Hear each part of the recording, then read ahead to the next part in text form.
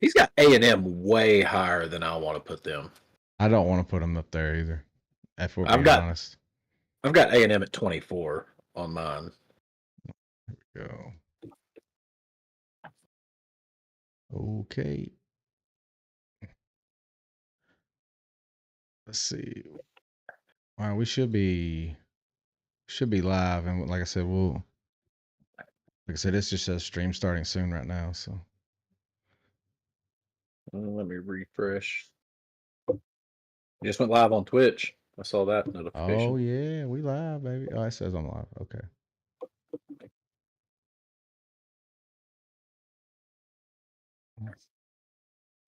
It's gonna be crazy. It's gonna be fun. Tony says I'll be on if he's stuffing his face. Yeah, I just got done eating. It's all right. Ain't no big deal. Get them likes in while we can.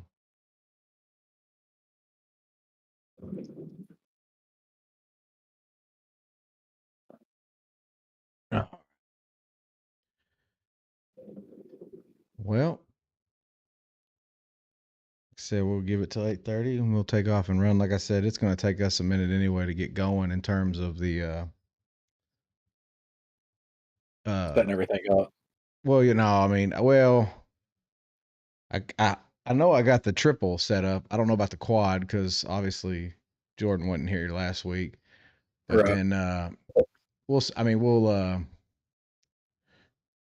how it goes. Like I said, won't be a big deal. But I feel like I need to move this football somewhere. I feel like that is way too prominent. Hey man, this is winning football right there. That's Maybe winning football. Maybe I need to put the two little helmets on top of the big helmet. Put that. No, my head can block it. I mean, that's probably the most iconic thing you got in there. I mean, what else you got in there where you could say the greatest ever signed it? Well, I found a picture, and I don't know if we'll talk about it tonight or I'll save it for the next time. But it's I can't even remember where it was from, but it was the top 10 college football coaches of all time. Oh, yeah. And then, of course, I mean 1 and 2. Everybody knows who 1 and 2 are. Yeah. I mean, but then that's pretty much 3 through 10. I mean, I like this list, and that's why I wanted to talk about it. They got Kirby Smart at 8. Okay. Of all time? Yeah. That's steep. Fair. Well, I felt like it was fair. Yeah, I mean, I'm not denying. I think he'll end up. Yes, I just you just got a lot of people in there that like Newt Rockne, Woody Hayes, Bo Schembechler, Barry Switzer at Oklahoma. Who was the one who was one in the 40s that had like the winning streak at Oklahoma, like the longest winning streak of ever. So I'll just tell you the list. It's got Saban 1, Bear Bryant 2. Walter Camp's got to be there. Bobby Bowden's 3, Newt Rockne 4, Woody Hayes 5, Tom Osborne 6, Paterno 7, Kirby 8, Urban Meyer 9, and Barry Switzer 10.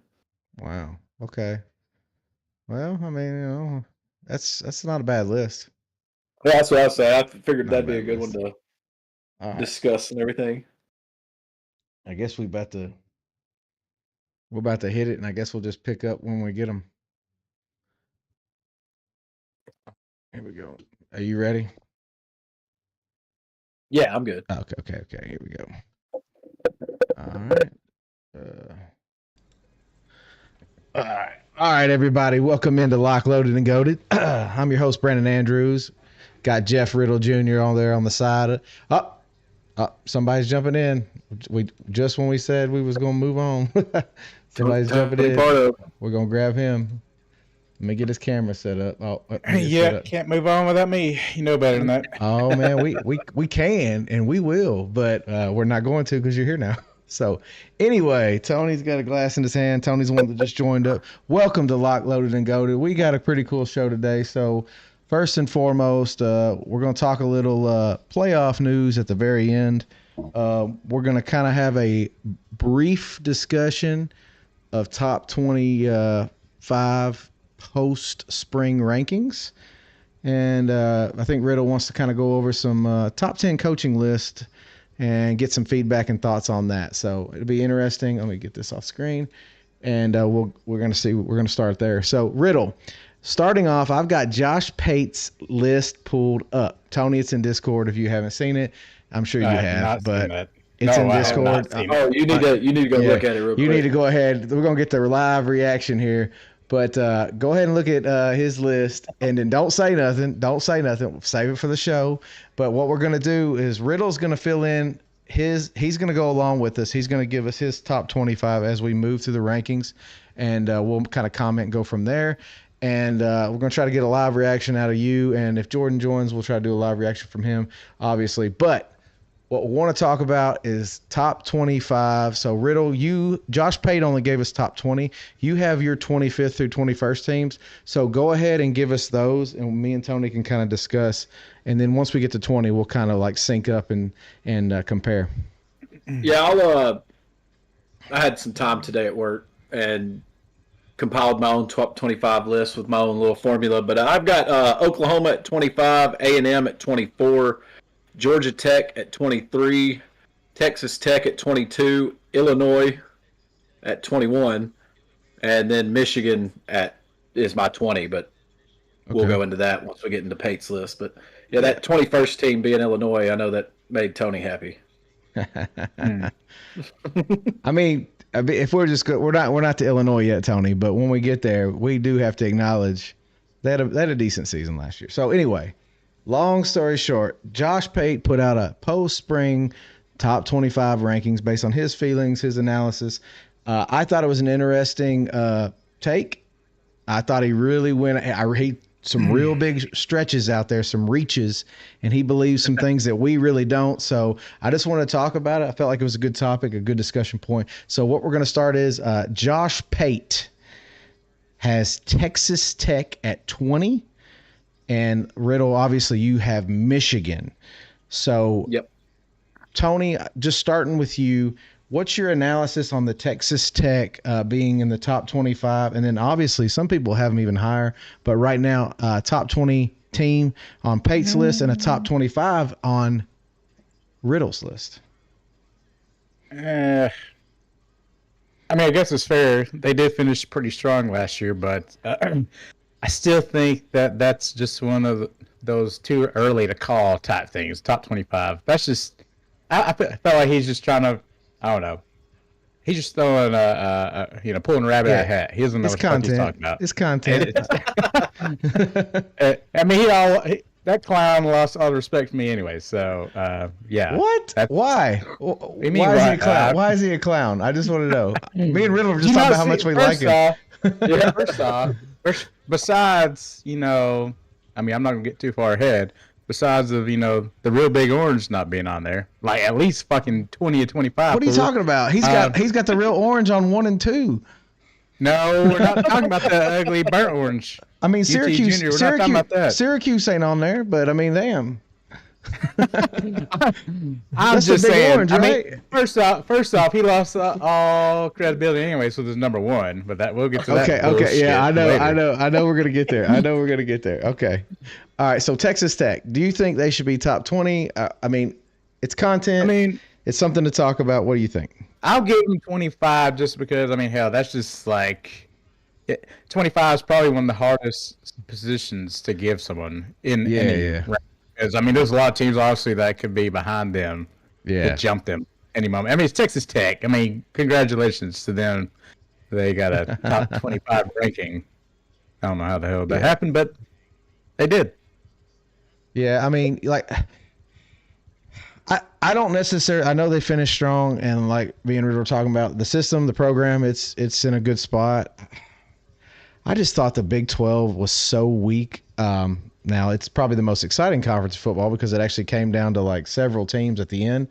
But, like, I just don't – the whole Big 12 to me, like, I don't know. I'm just not a fan. But, Riddle, you have Michigan. So I do. Kind of elaborate why you have Texas Tech a little lower and why you have Michigan at 20. What's your thought process? What are you feeling? Oh, I tell you what, explain your ranking system first. Okay, so what I did is I took the final AP poll of last year, the way too early in January poll, the pre-spring poll rankings, and then the post-spring rankings after the transfer portal business and all that.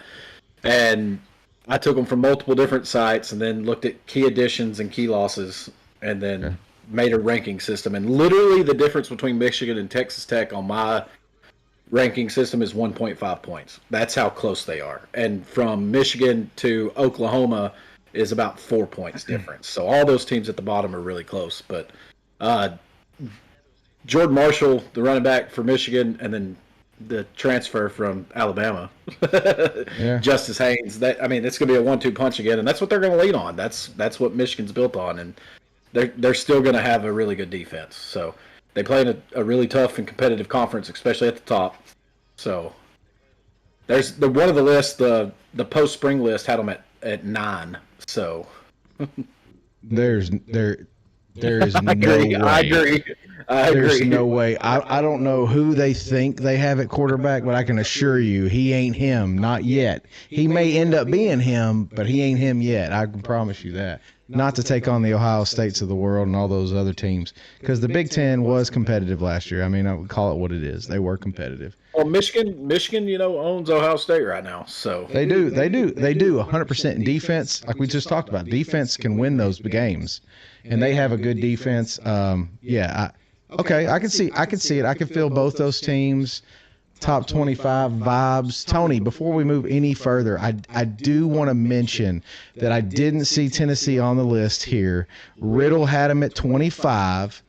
Do you agree with his assessment of a 25th ranked Tennessee, knowing how he ranked them? Oh, on my list, I had Oklahoma at 25. Tennessee actually is a little bit higher on mine. Okay. Okay. Oh, I'm sorry. Then apologize. Forgive me. So Tennessee's a little higher. So, all right, Tony, don't even answer yet. All right, so number 19 on Josh Pate's list. Thriller says no love for USC in the top 25. No. Not yet in that Big Ten. No, not yet.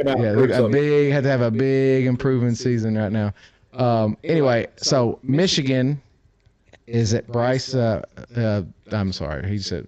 Thriller got me for Bryce Underwood in the chat there, but yeah, Michigan's quarterback Bryce Underwood. Pate has him at 19. So, Riddle, who do you got at 19 so we can compare and contrast here? Me and Tony inquiring minds need to know. I have Florida at 19. Okay. See, I think that's a realistic spot for Florida. I think I like that. I definitely like I like DJ Lagway more than I like Bryce Underwood right now. And Florida's returned 4 offensive linemen on that line. So, they're going to have experience. They're going to get better. They improved. They're one of those teams that improved all year. Each week they got better and better. So, yeah, okay. So, Tony, you got 2 top 19 teams there. Michigan on Pate's list, and Riddle has Florida.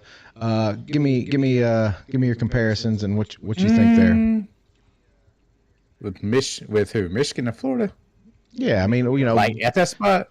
Yeah, Pate has him at 19, and then Riddle obviously got surprised. I guess the Michigan one's fair because they did play better down the stretch end of last season. If we're going to go off of that, isn't that coach in trouble or some shit? He's suspended, but he's suspended for 2 BS games, and. Yep. They kind of picked and chose what BS games. It was like Nebraska and somebody else. It was some joke. Yeah, it was a self-imposed decision. For 2 games. For him knowingly lying about cheating, and but that's Michigan. It is what it is. It's water under the bridge. Well, besides all that nonsense they've been doing, hell, with the Florida, you said you had them at 19. Hell, that's what Riddle has them at 19. Yeah, I'm just basing off that. Michigan's, that's a fair spot because it's still unknown. Just like you guys throw at me when Tennessee because they lost everybody. But hell, Florida though, I feel like Florida can probably be moved up a little more than that. I put Florida over South Carolina. The next spot, in my opinion. Hell, even Georgia Tech. And it's hard for me to take Georgia Tech seriously. Okay. I got you. It's just Georgia Tech. Don't jump into Georgia Tech yet. I know. I'm just looking at the rankings. Florida, with his pick, I feel like they should be higher. Michigan's fair. I know who Bryce Underwood. Still don't know what he's going to do. I mean, look, I watched Nico all year last year. He didn't do anything. So. True freshman in college football quarterback is not easy to do. Very few people have done it well. It is possible, though, so I'm not going to sit there and say it's impossible. But yeah, it's possible. I mean, it just doesn't happen all the time where a kid, true freshman, redshirt freshman, whatever, first-year starter just comes out and just sets the college football canvas on fire. It just doesn't happen a lot. Yeah. So I wouldn't expect too much. So.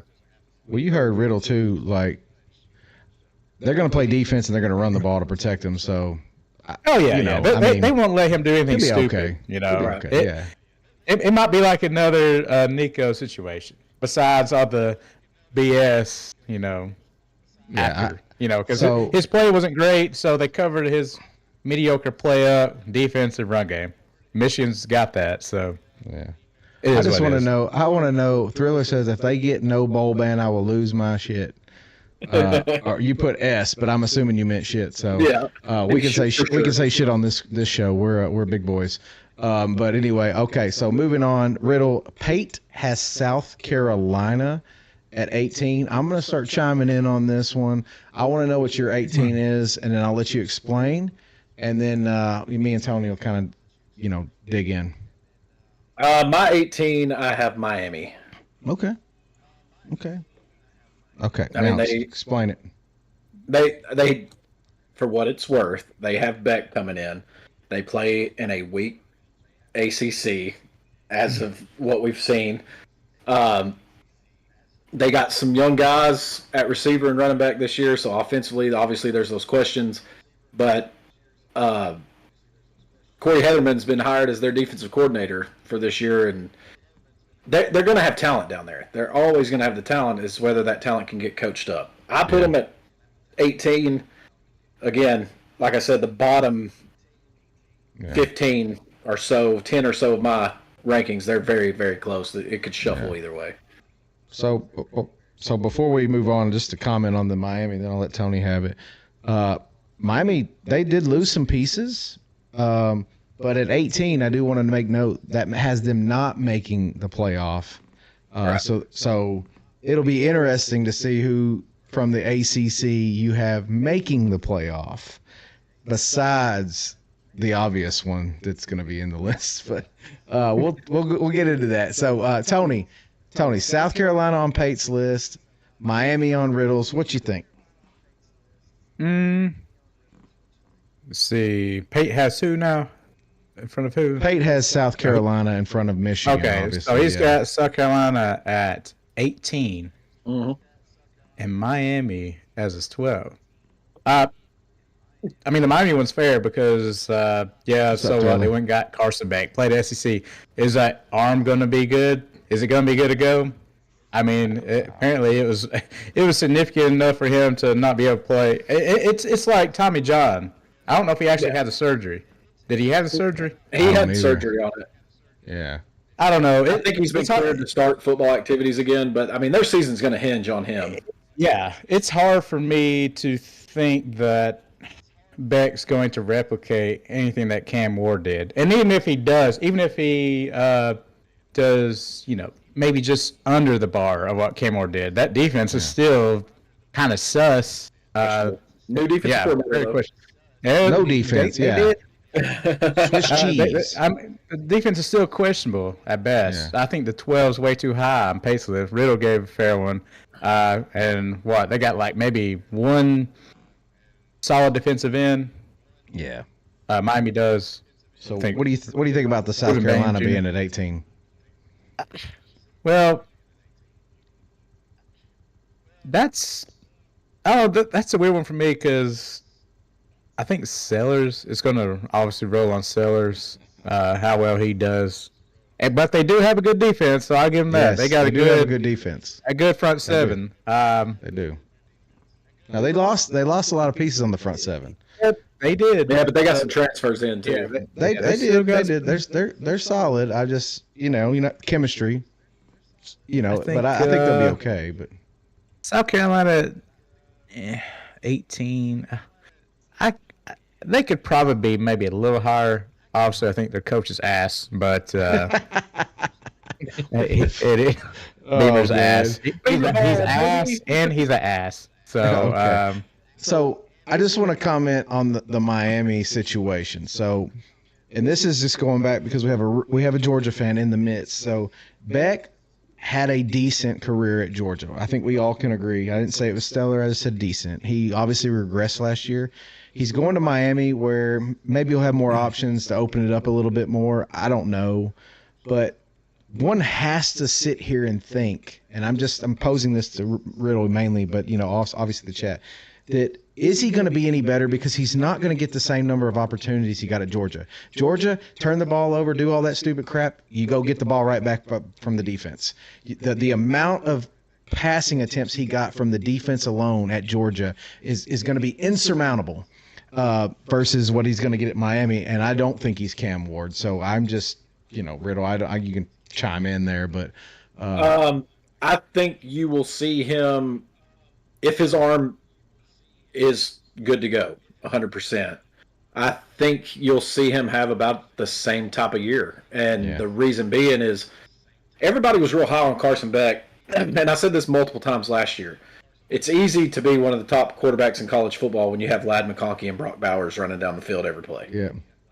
And he's not going to have that at Miami. He didn't have that last year, and he struggled. And Thriller. The ACC is down. Yes, they are. So there will be games where he'll shine, but against that top, the Clemsons, if they have to play them in the ACC championship game, or some of these other teams, the scrappy teams like a North Carolina, that's probably a middle of the road ACC team, but could sneak up on you. Yeah. Teams like that, he'll have those. Right, he'll have those, 2 interception games, and like you said, he's not going to have the drives that he had at Georgia, and will those turnovers cost him more this year than it did last year? I think so. All right, and then the only thing I'll say about South Carolina, and I'm going to be on the freaking minority bus, I already know. Lenore Sellers, everyone is jumping on this bandwagon, and when I watched him, when I watched him play last year, I saw Milroe to the frickin' T. I saw games where he would throw the ball and look as accurate as Peyton Manning, and then I saw games where he completely went away from it and just ran the football, and it cost him some games. Now, he's going to be a year older, and I'm hoping, for his sake, that he's better than Milroe and doesn't regress like Milroe did. But I'm probably the minority in that. I'm just telling you that what I saw last year and the way they used him, I don't know. I'm just nervous. I guess I got Milroe like itis. I'm just scared that it's gonna be contagious and catch on in college football. I don't know. But anyway, Thriller says he thinks he's way overrated and it's gonna show this year. Thriller might not be wrong. I mean, I don't know.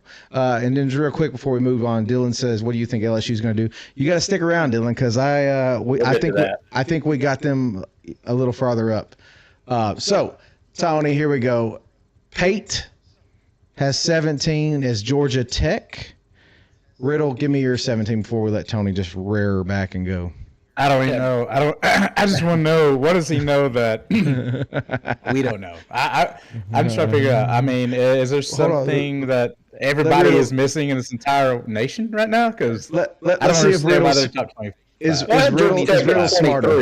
I mean, is Riddle smarter? That team's scrappy, but my 17 is Iowa State. Okay. And now, I've seen a lot of things where Iowa State's going to make it. Go. Rocco Beck's returning. He was one of the top quarterbacks in the Big 12. He can sling it.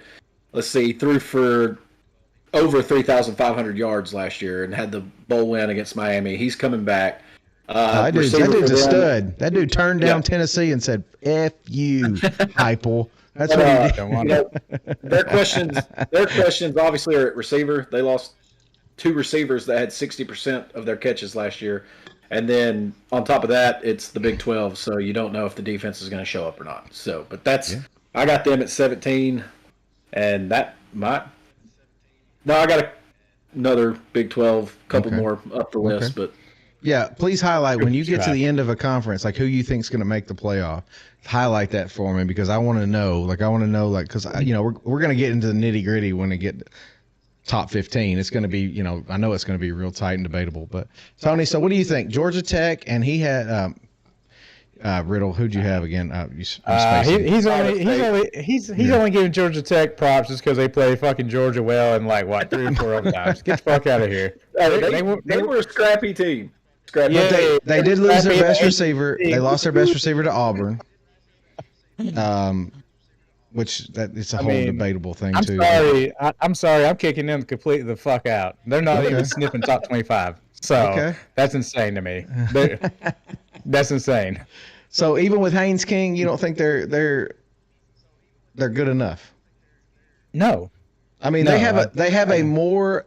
And I'm just saying. So you're saying it's based on other things because they have a more proven QB than almost anybody in the country. Would you agree with that? He got reps. He got reps in. But he's one of the most experienced coming back. Yeah. Okay. But so Tony, you're saying defensively, everything else. Well, I'll say this. I'll give them. I guess they have a fighting chance in the ACC. They have a fighting chance in the ACC. Okay. Well. All right. And guess what? Tennessee gets to play them bums too this year. So here we go.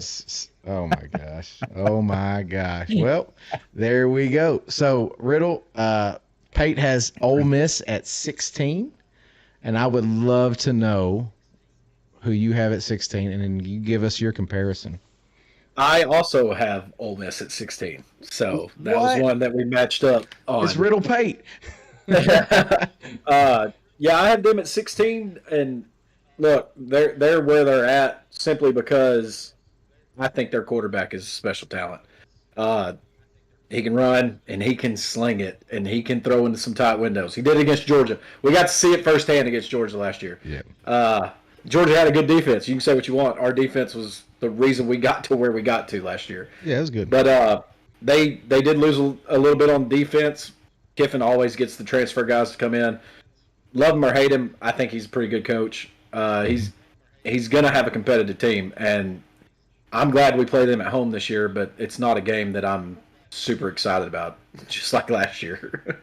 So before we throw it to Tony, Purnell says Tech will be a top 25 team, and Thriller on the purple says good defense at Georgia Tech and a vet QB, dangerous in the ACC. So they said F you, Tony. They don't believe in what you're selling. But it's okay. Everyone's entitled to their opinion. I love smoke too sometimes. So what do you think about Ole Miss? Ole Miss, is this unanimous? Ole Miss at 16. What do you think? I mean, they could be dropped down a little further if it was me, just because I don't care what the Austin Simmons kid did last year. I mean, really, they obviously lost Jackson Dart, a bunch of many other weapons, but they're really lost a lot on the defensive class. side. Yes, they're literally relying on the portal. The team is built around the fucking portal. So hopefully the chemistry is there for them to make somewhat of a decent run like they did last year. I mean, I guess people are going to give him credit too because Lane Kiffin's a coach, but it's not like he's ever done anything special either. But I guess that's fair. 16, I definitely wouldn't go any better than that, but they could easily drop down a little lower. I like Ole Miss at 16. I think they're going to be in the playoff hunt. If something bounces their way, they could be in the mix. If something bounces away from them, they could be out of it. I will say they did lose a lot on defense, and Riddle, as well as I do, being a Georgia fan, there is something about continuity on a team. Georgia has transfers coming in, but they also build it from the ground up. The Kiffin model won them some games last year, but I also think it lost them some games. I think having all those players from the portal, I think it does lose you some games where you've got continuity in a team like Georgia. It's homegrown, where you add a few pieces here and there. I think that's more natural, and it's easier to overcome some of the adversity. I don't know. That's my opinion. I could be wrong, but I like Ole Miss at 16. I do like them at 16. I think that was a great assessment there. So, Riddle, Pate has Illinois, the Fighting Altmaiers, at 15. Who do you got at 15, and tell us why? All right, so I have Tennessee at 15 on my list, and here's why. We know that they're going to have basically an entire turnover on their offense, but here's one thing we do know. Josh Heupel can score points no matter who's lining up on offense. He's done it everywhere he's been. You cannot take that away from him. Yep. His offensive system puts up points, plain and simple. On the defensive side of the ball, Tennessee's going to be good defensively. They have the talent and the guys there that, I mean, they could be a top 10 overall defense. They got Tim Banks. That's all we need to know. Oh, shit. Calm down now. It honestly, their team has the potential to look a lot like Georgia's last year, where they rely on their defense to get the stops, to give them short fields, to get those turnovers. And then the offense growing every week under Heupel, short fields. Hell, Carson Beck thrived on the short field last year. That's the only time he thrived. But, I mean, that's the kind of thing that, you know, a defense like Tennessee is going to have can do for you. So I have them at 15. That's probably one of the biggest differences in mine and Pate's list. Okay. All right, Tony, I'm assuming you like Riddle's assessment much more than Illinois, the other Orange team you support, at 15. I mean, yeah, I mean, the Vols thing's fine because, again, it's one of those things, like he said, and then we said before, anywhere Heupel goes, he puts points up. I know a lot of people are, you know, we got Joey Aguilar, who, you know, I know he played App State, but what I liked about him was he's a slinger, and he's not afraid to throw it. Unlike the kid last year who was scared to throw it or just overthrew it. That's your boy. But you know, put someone like that in a offense that obviously has more talent than what App State had, better coaching, better system, all that. The system fits him better than I felt like it did fit Nico. Yeah. Nico got his wish, whatever. But I would say this about Illinois. The only thing they have going for them is they literally return a shitload of their starters, including Luke Altmaier. But again, they're playing in a tough conference. I mean, you got Ohio State, Michigan, Penn State. So I mean, it's kind of hard to rank them there. I mean, they could easily slip, you know, further down, just based on who they had. And hell, even maybe Indiana still might surprise us again. I don't know. We'll see about that. I doubt it. But I mean, I'll give those ugly Illini though credit though. I mean, they have a shot just because. Hell, they return a lot of their players. They can't get any worse, I don't think. Yeah, so the purple over here on the purple Thriller wants you to know lowest scoring season for Hype this year. You heard it here first. Lowest scoring season he's had. You heard it here first. Listen, I'm not going to doubt Heupel. I do think he has a good program, a good system. You know, Tennessee is going to be this is a rebuild year, though. I mean, they did lose some, you know, key pieces on defense. They're still going to have a good defense. I think we all can agree there, and I think they're going to have a good offense just because of who it is. But is it going to be Dylan Sampson running through people? I don't think so. But Tennessee has that tendency, though, to still put out a running back. They do. They still do. Yeah, 100%. I mean, we've had a run back for like the last 5 years now. Yes, I just want to piggyback off of Thriller's comment. You know, Apple could average 30 points a game, and it'd probably be the lowest of his career. So that's true. Last year, that's true. last season, what was last season? Wasn't very good. What was last season? I don't know, but it felt worse than. Well, defense is why y'all won so many games, dude. Defense and running the football. Yeah, it wasn't offense. Offense was absolute poo-poo. Trash. Yeah. I mean, that's what it was. Dog shit. The first trash. And I will say this about Illinois. Bad besides running game. So. Riddle and me, we talked about this before that we got on live. The big thing about Illinois is they are coming off a very hot and heavy win over South Carolina in the bowl game. I think they're riding that momentum train, so we'll see how far it carries them. I don't know. Like I said, I mean, South Carolina may have been down by not making the playoff. I don't know, but either way, we're going to move on to 14. Riddle, Josh Pate has Texas A&M and those fighting men down there, the men cheerleaders at Texas A&M. Who do you got at 14? So I've got Indiana at 14 on my list, just barely above Tennessee. And the reason being is, you know, Cignetti came in there and he made a splash. He's just a winner. Arguably, yeah. I mean, great coach, great mentality, great attitude all the time. And then, you know, their defense, they returned a lot on that defense. And their defense was pretty good last year. I mean, we Agreed. talked about it a lot. Yeah. So it's kind of they're very similar to Tennessee though. They're going to have to rely on that defense a lot again, and in a tough conference. But I do have them at 14. Okay, Tony, you heard me say Texas A&M at 14 for Pate. You heard Riddle. You heard Riddle. What's your synopsis on both these teams? I can't put them there. I mean, if Which I'm one? looking at it at the end of the season, Which one? 14 Texas A&M, right? And who'd you have there, Riddle? Indiana. Indiana. I'm gonna agree with you. I'm not gonna put either one of them there, to be honest with you. Yeah, Texas can actually almost kick rocks out of top 25. Honestly, in my opinion, Texas A&M, not Texas. Indiana, they possibly could too, but I think I like what Indiana did have going from last year. And I know that they lost what's his name, quarterback. Had brain fart. Shit. Charles, you crazy. You know what I'm talking about? They who lost was Indiana's- Rourke. Yeah, Rourke. Curtis So Rourke. he's gone. And I I guess said there's that. not I a was muted, lot. my bad. Yeah, there's What not is a it? lot. A I lot of said people are Rourke, not but I high was on muted. Signetti. Yeah. Oh. There's not a lot that are high apparently on Signetti's second season, I guess. Yeah. Mainly probably just because they did lose Rourke. Yeah. They did get a transfer quarterback. Yeah. So maybe he can keep that going for him. Maybe. What's his name? Fernando Mendoza. Mendoza, yeah. It can't be any worse than what Vandy's got. And hell, I've seen some besides Pate's top 25 or 20 that actually have Vandy in it for whatever reason. I don't know. I guess because of Pavia, which is a joke.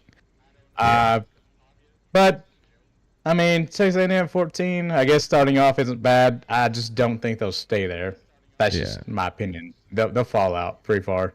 And so I'll just ask this question for you guys. So Indiana, he actually came on Greg McElroy's show and on his podcast, Signetti did, and they have a much tougher schedule this year. They do play Penn State. They do play Oregon. It's going to be a hard road. Can they go in that conference and go 9-3? Yes. And I think if they do go 9-3, they could be right there at 14. I think we all would have said, yeah, that'd be a good season for Indiana. So, yeah, I can see Indiana going there. Texas A&M, my only problem with Texas A&M is Elko started out very hot last year, very hot. Like we were all sitting there talking about Texas A&M, Texas A&M, Texas A&M. And Marcel Reed on fire. We now have tape on Marcel Reed. Can Marcel Reed beat you by throwing the football? I don't know. He kind of took if you remember last year, Wegman kind of came in and they played that ring around the rosy crap almost every game. And then when Reed finally did take over, because he did take over in the LSU game, and when he finally did take over, they had some losses at the tail end and didn't look really competitive in some games. And I just don't know. It's not the quarterback. It's more, can Elko live up to the hype at Texas A&M and the expectations? I don't know that. He has a hell of a defense. But you talk about a team that lost a lot on defense. I don't know if anybody lost as much on defense as Texas A&M did. But anyway, that's my 2 cents. All right, here's them at 24. So yeah. Well, you're same lines. I could 24 Riddle. I'm in. I'm buying at 24. I'm buying at 24. Thriller says, I agree with Tony on A&M. Way overrated. Blew a 21-point lead to USC in the Vegas Bowl. Yeah, I mean, exactly. So Tony's right on point too. So 13, I like this for Josh Pate. I'm digging it. I can't wait to see what Riddle says. 13, Pate has Arizona State. Riddle, who you got? So I have SMU here. And you motherfucker. this is one SMU. they're gonna have the skill, but they they brought in 9 guys on the defense in the transfer portal. And it's kind of like what you were talking about with the cohesiveness on a defense. Yeah. They do return Kevin Jennings though. That kid, he's got talent. He can run. He can play, and they're in the ACC. That's another big factor in this being where they are. I don't like them there per se, but in my system, that's where they came out of because they've got a lot of questions too. I mean, we're in the post-spring right now. Yes. I mean, a lot of teams still have questions, and we'll figure them out soon enough. And SMU could be one of those teams that nothing gels with the guys they brought in, and they fall out real quick, and then we don't talk about them anymore. But they have potential to make a run in the ACC. So you have SMU knocking on the door of the playoffs at 13. Yeah. Okay. I do. Cool. Yeah. Okay. Tony, Arizona State for Pate and SMU for Riddle. I mean, both could go there, honestly. Because you know what I keep forgetting about is SMU is an ACC, and like I just gave someone some credit saying, they got fighting Georgia Tech. Yeah. These motherfuckers got a fighting chance too. They're an ACC. Wow. And their quarterback, he's a baller. But hell, I still like Arizona State too, just because they still have. I know they lost Scadaboo, but they still have. They still have Levitt. They play in another weak ass conference. Is there anybody, real quick, anybody in that conference that touches him at quarterback that you can think of? No, I can't off the top of my head. I just off my head. No. Big 12.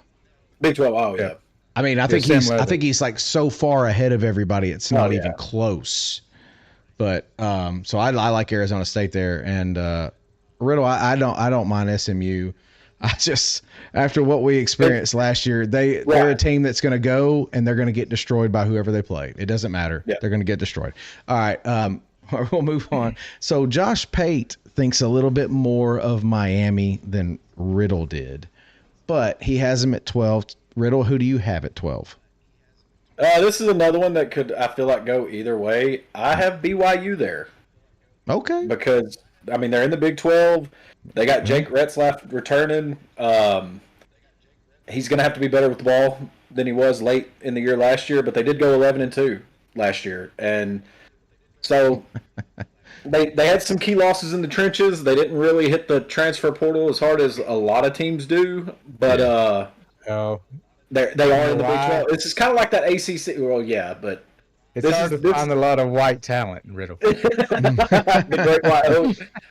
Thank you, Kias. Appreciate you, bro. But that's the thing is, again, this is the Big 12 we're talking about. So yeah, they got shot. If everything falls into place for them, they could be right there in the mix again at the end. Yeah. So okay.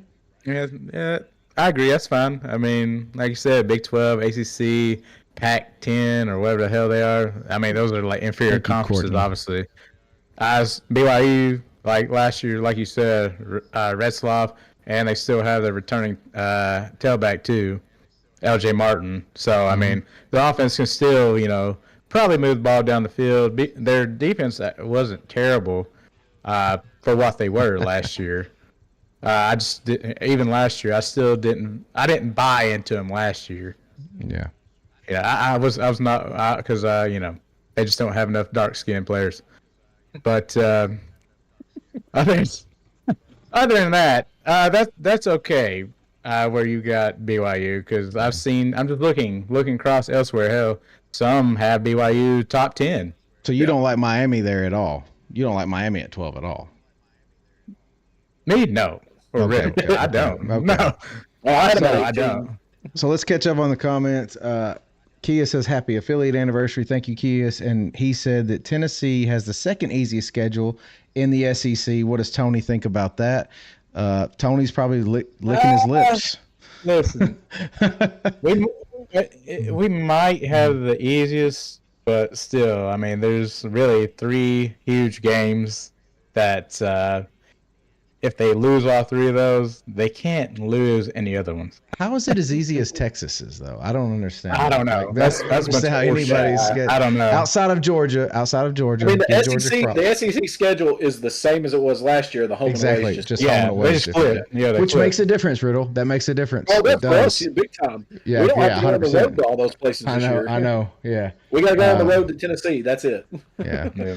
Okay. So moving on. This is where it's going to get interesting. Josh Pate has the Georgia Bulldogs at number 11. So we're getting to the point now we got to start really paying attention to things, because the Georgia Bulldogs are at 11.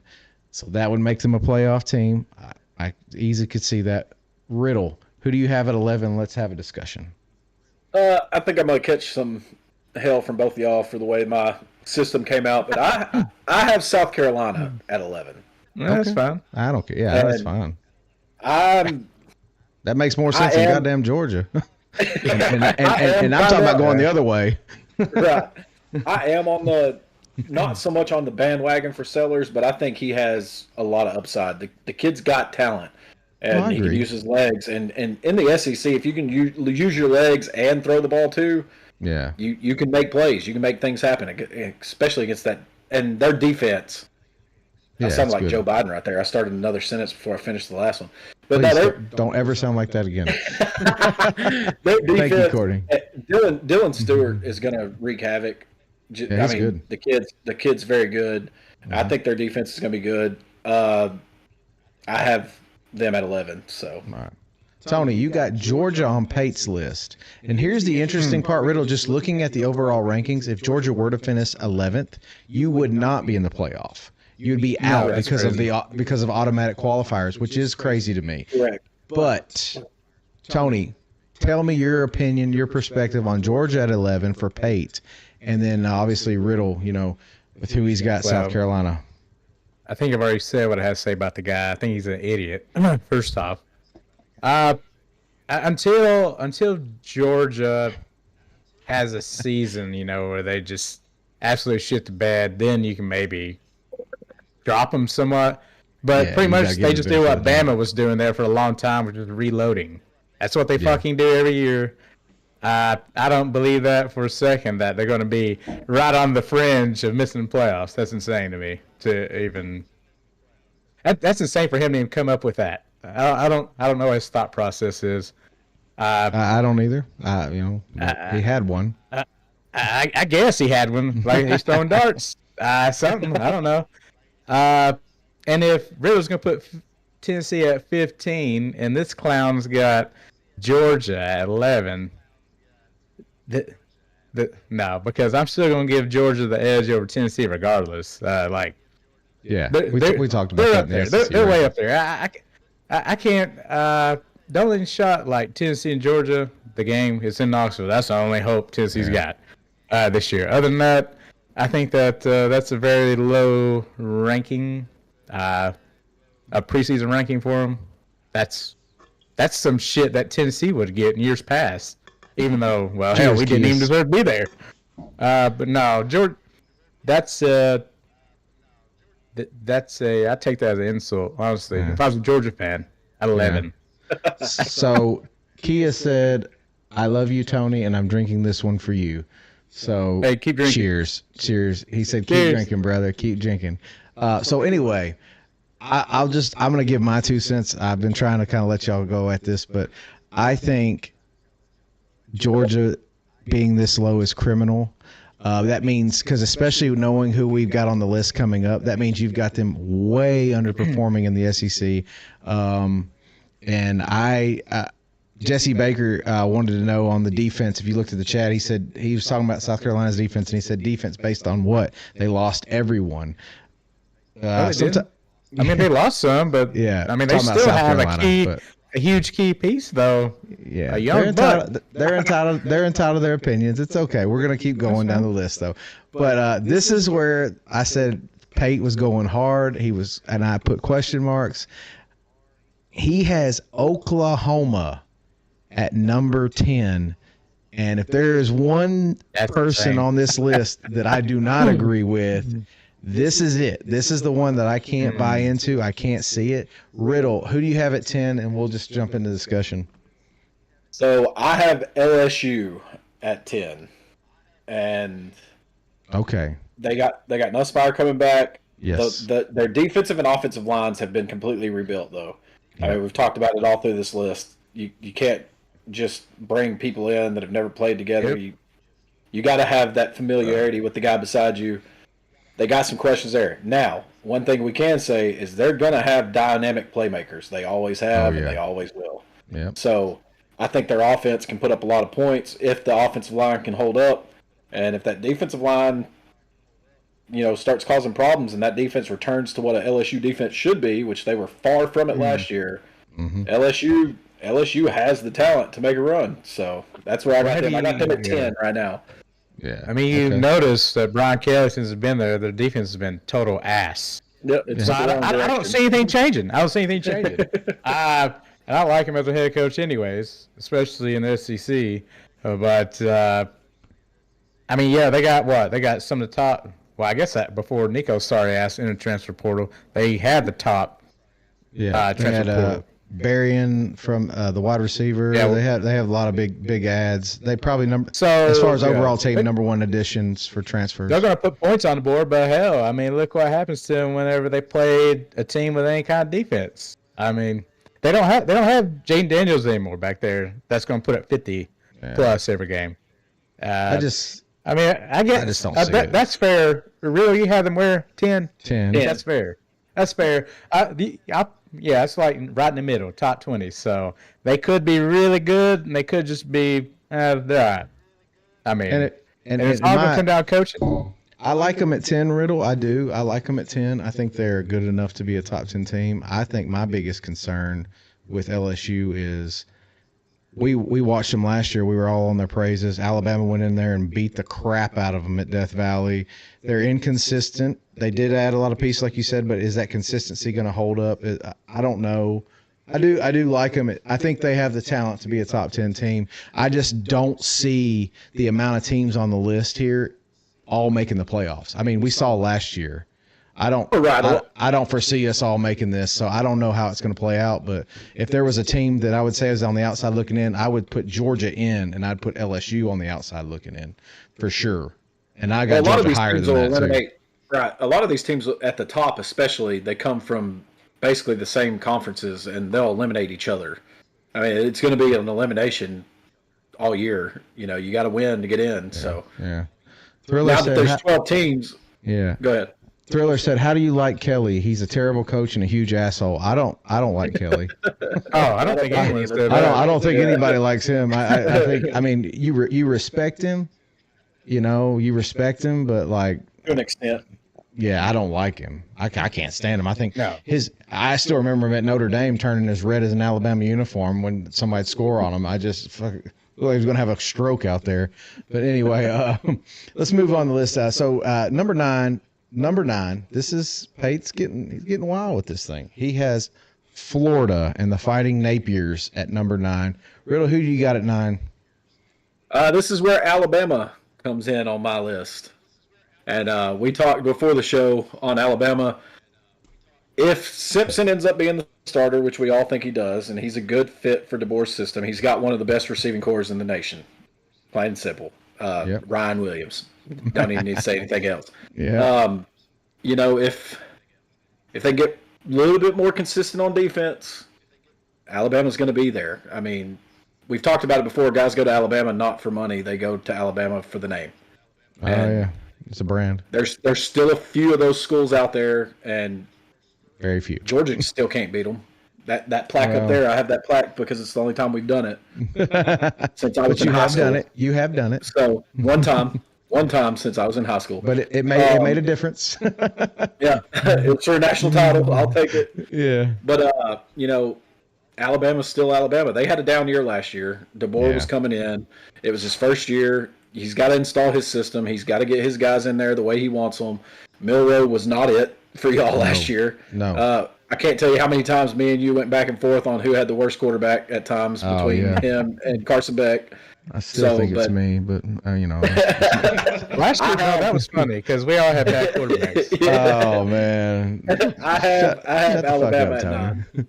We didn't make the playoffs. I don't care. All right, so I'm going to jump in on this. I'm going to jump in. All I'm going to say about Alabama, I think Alabama has the potential to make a playoff. So I'm a Bama fan. Obviously, I think that I can see the love for Florida. It seems a little high for me. At 9, it seems a little high. I like Lagway. I like Florida's pieces. You still have Billy Napier as a coach. He has to do more to prove to me that he's the next coming of Urban Meyer, or he's one of those guys that's going to be able to do it consistently. I haven't seen it yet, so we'll see. Remember, this guy wasn't very good at Louisiana.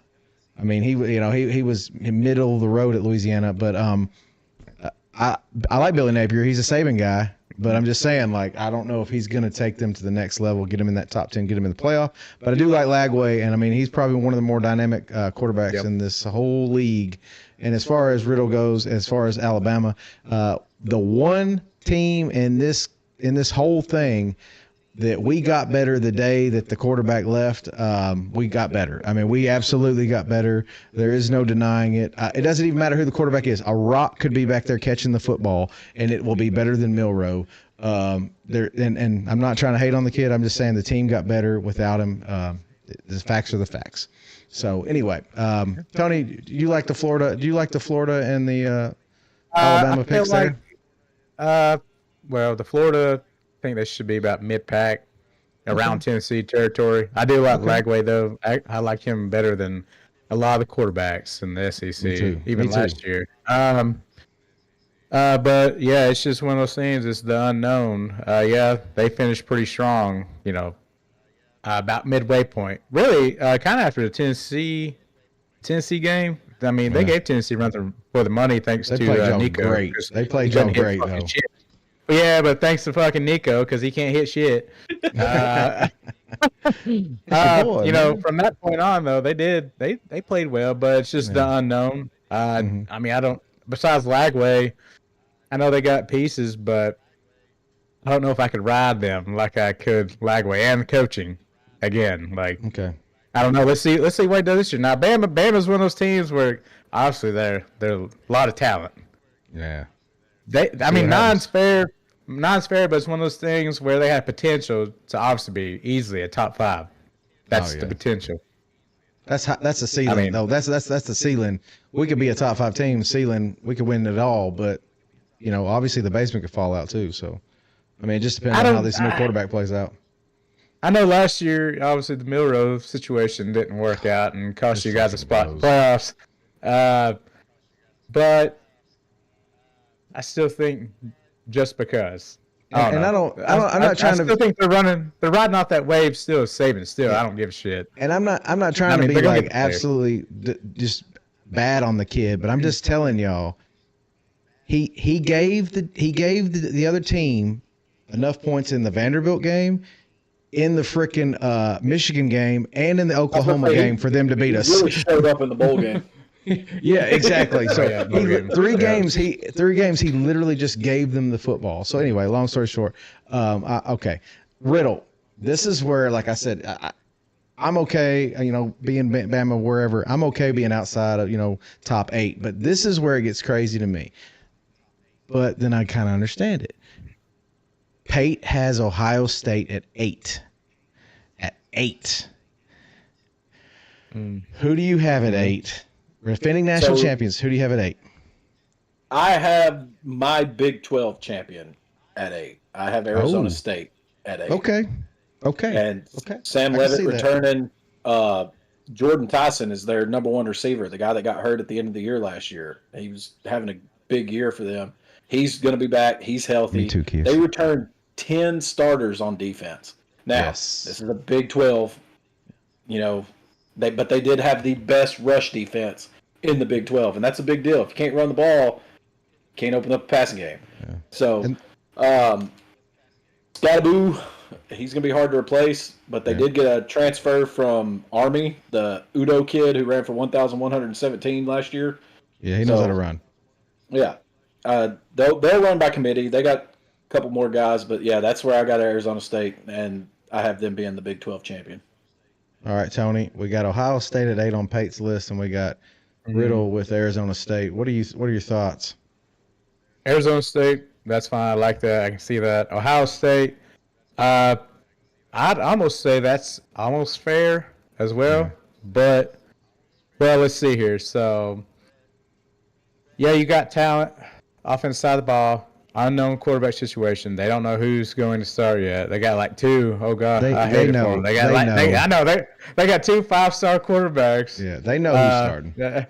Now, the thing is, they lost Chip Kelly, who was calling these plays, and Jim Knowles. Now, the other thing I look at though is on defense side of the ball, which I know they're still going to have the players, but man, you lose someone like Captain Jack Sawyer. I don't know. that it's gonna hurt a little bit. Now, I feel like, in my opinion, and I love Pierce, I feel like Jack Sawyer was the better collegiate player. Just Me too.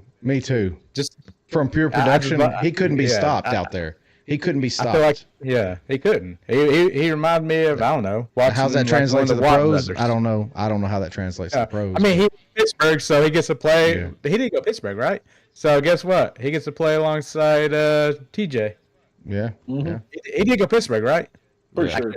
I feel like he did, but yeah, I feel like that's the biggest void, because that dude made so many plays for them. He did. I run even the playoffs. I mean, you've seen it. No, he took over Notre Dame, took over against Penn State. The Ohio State one's fair, and even Riddle's fair too. Ohio State's one of those teams who could also be a top 5. It's all going to come down the talent. to they got all the talent in the world. It's just they did lose Chip Kelly, and Knowles. Yeah, and great play calling. Yeah, I'll give him that. They proved it in the playoffs. It's a big question mark. Yeah, it's a big question mark. They did turn lose into the some team that we thought they were going to be all year. Yeah, they should have Yes. been. They should have been like that all year. And I went and talked so much shit about him. But yeah, 100%. And they would have just done that. The deal is what I'm learning about this is most of these teams that have talent, like Georgia, like Bama, like all these teams, is the quarterback going to be able to take the next step and get them to the promised land? Ohio State has Julian Sayin. He's a 5-star. He was the number 1 QB in his class. How do I know this? Because he came to Alabama. Then he transferred to Ohio State when Saban left. But all these guys were 5 stars. All these guys, the next man's up on these teams are 5 stars. So that said, Ohio State, Tony brings up a good point, losing both coordinators. I'm going to leave them at 8. That's still a playoff team, and they still can do exactly what they did last year. And, they could still make a run. So real quick here, it says, Brandon says, chances of Georgia Tech in the ACC championship. Not a chance. According to Pate's list, they would be. They would be in it versus Miami. No, they wouldn't. No, they wouldn't. I apologize. Yeah, I apologize. They would not. Clemson, I forgot. So they would be just outside of it, but who knows? Maybe they get the nod, and then maybe Pate's thinking they lose that game in the championship and Miami sneaks in. I don't know. But anyway, it's possible. They'd have to have a lot go their way, though. Carson Beck isn't going to see see the grass any greener. Oh, yeah. Oh, well, yeah, he'll see. So anyway, let's move on down our list. So this is an interesting one, too, because Riddle, I asked you a question before the show started, and I'll have you answer this in a minute, but Pate has Oregon at number 7. Oh, hold on, I got to drag, make sure my TikTok's on in here. All right, so Pate has Oregon at number 7. Who do you got? I have the ACC champion and Clemson at number 7. Ooh. That's who I have winning the ACC. They're returning more than anybody in the country, and Dabo's Dabo. He knows how to win. Good you coach. can say what you want about him, not changing with the times. He doesn't really do the portal. He doesn't do a lot of that stuff. The NIL is not important to him. He wants guys that want to come to Clemson. That's the guys he's looking for. A huge hire for them in the offseason with Penn State's defensive coordinator is now at Clemson. I think that could be big for them. They've got the talent on defense. They got TJ Parker and Peter Woods come back on that defensive line. Yeah. They have the talent. Offensively, we talked about it before the show. Running back's their big question. With the injuries and Moffa leaving, they had to convert a wide receiver to running back. We'll see how that plays out. But they do have Klubnik coming back. He had a big year last year. At one point, he was like one of the sleeper Heisman, finalists. Top deal. I remember that conversation. So this is where I have Clemson at as my ACC champion. So, Tony, before I let you, who is Oregon's quarterback? Did we ever figure that out, Riddle? Is it Dante Moore? I'm not sure. Yes, it's Dante Moore. Oh. So, former 5-star, but still the same question we have for Ohio State, same question we have anywhere. Tony, you got Oregon or Clemson at 7. What are your thoughts? 7's fine with me for Clemson. 5 is probably the max where I'm gonna start them off at. If just off my feeling. They are returning. What's his face? K. Klubnik. Yep. They got some really good receivers like Real Cedo. Don't know what they got to run the game. I think that was kind of an issue last year as well for them. Defense still should be good. And they play in the ACC. So, I mean, they could easily win the championship again. Now, where this other guy has them is insane to me. Starting off. Don't get into that. Don't get into that yet. I'm not getting. But what do you think about Oregon being at 7? What do you think about Oregon being at 7?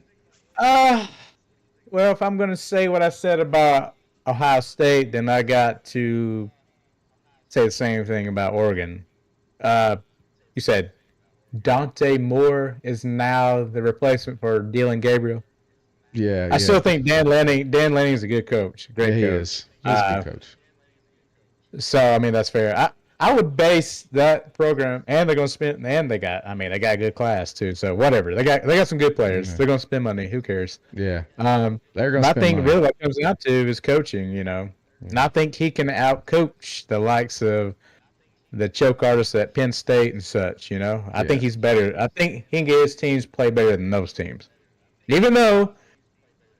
Well, you know what? Yeah, because Penn State didn't beat Oregon last season, did they? No, they did not. Am I tripping? No, they did not. So, they got beat in the title game. Penn State got beat. Yeah, that's what happened. Yeah. So just off of coaching alone, Dan Lanning. Yes. 7's fine. Could be higher. Okay, I gotta catch up on the purple because I've got Thriller and Kias over here, and Thriller said don't sleep on Ohio State. They still got Jeremiah Smith, who is probably the best receiver in college football. That's true. And he said he's open right now. And Kias literally said, "Oh, good, they playing." Anyway, and he said both of y'all need to be on the purple. You need to have both chats pulled up so you can see his comments. He's trying to be live with us. Anyway, okay, we're gonna move on down this list. This is another one. This is the runner-up from last year. So Pate has Notre Dame at 6. Knowing what you know, Riddle, who do you got at 6? How they compare? This is where I have Georgia. Believe it or not, I have Georgia at 6. Little modesty. I like that. Well, here's my reason. Jalen Walker, Smile Munden, Michael Williams, Nazir Stackhouse, Chaz Chambliss, Warren Brinson, Tyrion Dawkins, Malachi Starks, and Dan Jackson, all gone. That's just on the defense. That's a lot. On the offensive side, Tate Ratledge, Fairchild, Wilson, and Xavier Truss off the offensive line are gone. ETN, Smith, Lovett are also gone on the offensive side of the ball. You forgot Beck. Obviously. Beck's obviously in Miami. Tomato. Yeah, I got you. We got to see Gunnar Stockton. I think he played very well against Texas. He put the team on his back. Everybody was inspired to play for him or with him in there, and they won the SEC championship. But we know that they got 4 and 5 stars coming in. We know that they hit the transfer portal. They got receivers coming in, which was a big question mark last year. Branch and Noah Thomas both coming in for Georgia. Humphreys is still there. The transfer from Vanderbilt. Oscar Delp is still there, and I think Delp's good. Lawson Lucky. I think Lawson Lucky. I'm not going to say he's going to be Brock Bowers because Brock Bowers is a once-in-a-generation talent. But Lucky has that build. He can block, he can catch, he can run routes. He's very good. They still have the weapons. Defensively, they still got C.J. Allen. They still got one of the best linebacking cores in the country. They just reload. It's what Georgia's done here as of late. But that offensive line is what scares me because we lost a lot of experience on the offensive line. So I've got them at 6 for those reasons, and hopefully I'm wrong. Well, Tony, in a good way. Tony, you got Notre Dame here, so they lost their quarterback. But he's fantastic or anything. He's just a runner. He's a warrior. Yeah, 100%. But I mean, Is it schedule, guys? Is it schedule that keeps Notre Dame here? Is that what we're gonna say? Schedule. Well, Schedule what was they it got last year. They do have Miami and Texas. That's gonna be the early part of the season, right? That's Texas Yes. A&M, right? That's Texas A&M. And of course, they play the sorry ass USC Trojans. No, it's Texas. Is it not Texas? Longhorn? Texas? Is it not Longhorn? Notre Dame plays Texas, Hang on, let me look. and I'm sitting here saying Texas has got an easy schedule. They play Ohio State and Notre Dame. Holy shit! I thought they were Texas and Notre Dame. I know they're playing Miami. I haven't. Yeah, I know. Thriller says they got running back Love at Notre Dame. I like Love. Probably best I running like back in the Love. nation. I like him, but I mean, I don't know. I guess maybe they're gonna do it with running game and defense. That's fine. I'm gonna give them That's more buying They in. play Texas. Go ahead. So- They Phil. do play Texas. Notre Dame opens at Miami, and then they're off on the 6th, and then they're home against A&M. Not Okay. Texas, A&M? it's Texas A&M. I was Yeah. thinking it was Yeah. Longhorns. Oh well, never mind. And they also get USC at home, Yeah. Woohoo! and that I mean they play USC, that's a win. Syracuse late in the year, but But I mean, Ugh. the filler, they the got filler Boise riddle. State, but Boise State's gentyless. Yeah, the filler for Notre Dame is always just subpar. Like, I mean, Georgia could go play Ole Miss one week, and then Kentucky could give them a scare the very next week. And just because it's SEC, I mean, you don't know what you're going to get. You don't know about the rivalry. But anyway, Right. I ain't going to sit there and get into that crap. But so, Tony, Notre Dame, you're okay with 6? That's fine because of schedule alone. I mean, they'll probably run through it again if I had to guess. It's taking throwing darts. So- They could probably easy run through it, and I know they lost some of their interior, defensive side of the ball. I'm not really too worried about the quarterback position. It's the same thing as like me talking about the Nico shit. So that's what Leonard did last year. He literally just ran the ball. He couldn't get the ball to the receivers. That kind of hurts, at certain points in the game. So anyone with a pulse, really, at quarterback position, they do anything better what he could do at running. Now, he's a warrior. Yeah. Tough son of a bitch, but obviously it hurt when they needed to use his arm in the Ohio State game. And last year, though, hell, they got probably one of the better secondaries in college football. Mm-hmm. So they could easily And Freeman can coach. run through their schedule. Top 6, So They can't. Well, they still can't be top 4 team or some they shit. be five is as high as they can go. Okay, Right. so 5's how they go then.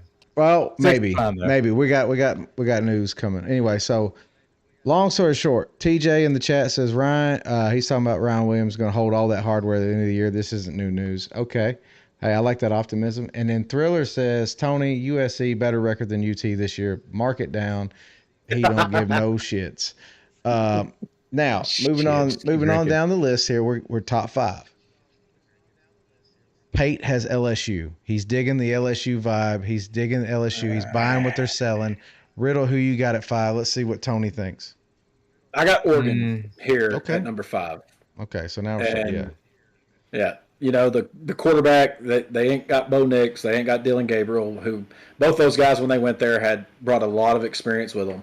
that's So true. they're going with Dante Moore, but that defense is built to win. Dan Lanning came from Georgia. He's built that defense up. They're going to be one of the top defenses in the nation again. I think they're going to be just fine with up there in the Big Ten. So I got them at 5. Will they beat the Ohio States and another team from the Big Ten that we're going to talk about here soon? Maybe not. We'll see. But that's where I got them in the preseason poll is number 5. All right. So Tony Thriller just wanted you to know USC was 2-0 against SC last year with the 6-16. Other than that, anyway, long story short, play? Tony, they played LSU at the beginning of the season, and So anyway, I think we touched on LSU already, and I already had to say what I had to say about LSU about Kelly. Brian down there. Keith can't from the coach. old tire room. Brian Keith from the old tire room. Go Vols. He said what? He said Vols go over Vols. Bama. Okay. Pate don't even have him in the top 20, but okay. So, Well, Pate's an idiot, so all right. look who's got number 1. Tony, what are your But thoughts? anyways. What are your thoughts on the LSU scenario, top 5 or Oregon? How you feeling? Well, I'm not giving them their flowers. They're not a top 5 team to start off the season. You talking That's about LSU? stupid. Yes, I Okay. feel like that shit's every year with them. Oh, we're gonna give them a top 10 ranking award. They don't fucking deserve that. Kelly's done nothing for his program to even sniff a top 10 pre-ranking. I don't give a shit. It's pre-ranking. Just So you're saying they got to talk to earn me it? about LSU at the end of the gotta season. earn it. Yeah, They gotta talk to me earn at it. the end of Okay. the season about LSU. They have all talent in the world, but something about the coach, he's ass, and he doesn't bring any type of defense. All right. You got to have it. And he I got doesn't you. bring it. I got you. I can't give it to understand. him. That's crazy. All right. Okay, we're just gonna move on. This is good. Okay, so Josh Pate has Alabama at number 4. So Riddle had him in the top 10. Pate has him at number 4. Reasons cited were defense returning, obviously good production out of the defense. Riddle, we already discussed this previously. Lots of skilled positions. The only question mark for returning O-lineman is quarterback. So Pate's got him at 4, but who do you have it for? I have Notre Dame at 4, and again, that goes. We talked about it. I'm not going to linger on this too long. Their schedule is going to be favorable to them. They've got a couple tough games early, but with those tough games early, you have time to bounce back from those the rest of the year. Their offensive line is pretty much intact from last year, and whoever gets the quarterback, kind of like what Tony was saying, it doesn't really matter. You still got Jeremiah Love in the backfield, and that kid can run the football, and especially against that offensive line. So Yeah, Notre Dame's going to be there based off of name alone. Now, what they do on the field, we'll see. Yeah. Okay. That's good. Tony, any thoughts on that? Alabama, Notre Dame? No, I'm cool with either. Really, like we pretty much already said, Alabama's got the they can easily be a top 5. Yeah. Just it's all about how the ball bounces for either one of these teams. That's what it's about. Yeah, I mean, it's pretty much it, And Riddle did mention, like, Notre Dame, they do have probably the best, according to experts, the best tackle tandem in the nation. So yeah, I agree. They can ride. They can be just hogs, really, if they want to. It doesn't matter what quarterback's in. Yeah, it's going to be. I agree, Thriller. He says Notre Dame's going to be old school ball, run it, and play good defense. I agree, and that we've already said that numerous times. We talked about Georgia. We've said it. That's all you really need. We've proven that. We thought you didn't need that. We thought that the way this world was working, that you needed to be flashy and all these things, and then Notre Dame made it to the finals last year. So I mean, and Georgia obviously won the SEC, beat Texas twice. Doing the same thing. So either way, I agree. Defense, running the football, it can get you there. I hope we're getting back to that, but we'll see. Florida Cop, before we move on, says, what team has the best running back duo? We hadn't got to them yet. Oh, there it is. There it is.